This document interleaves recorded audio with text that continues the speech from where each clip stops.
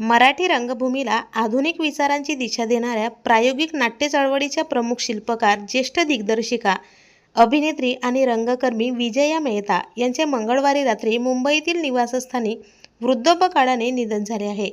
त्या 92 वर्षाच्या होत्या.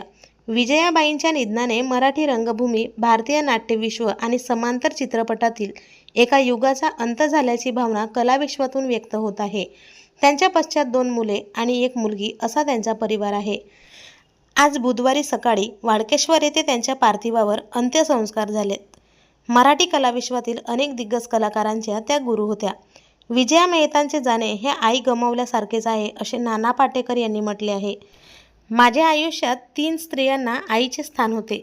एक माझी जन्मदात्री आई, दुसऱ्या सुलभाताई देशपांडे आणि तिसऱ्या विजयाबाई.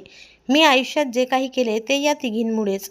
आईने जन्म दिला, परंतु अभिनयाच्या क्षेत्रामध्ये जे काही शिकलो ते विजयाबाईंनी शिकवले.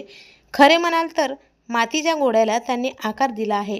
या आयुष्यात आई गेली, सुलभाताई गेल्या तेव्हा पोरके झाल्याची भावना होतीच. आज पुन्हा एकदा पोरके झाल्यासारखे वाटते आहे. अगदी अलीकडेच त्यांच्या वाढदिवसाला झालेली भेट ही शेवटची ठरली.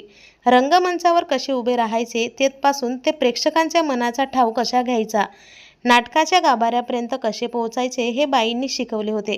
बाईंच्या जाण्याने सगळे काही संपले अशी माझी भावना आहे, असं नाना पाटेकर यांनी म्हटलं आहे.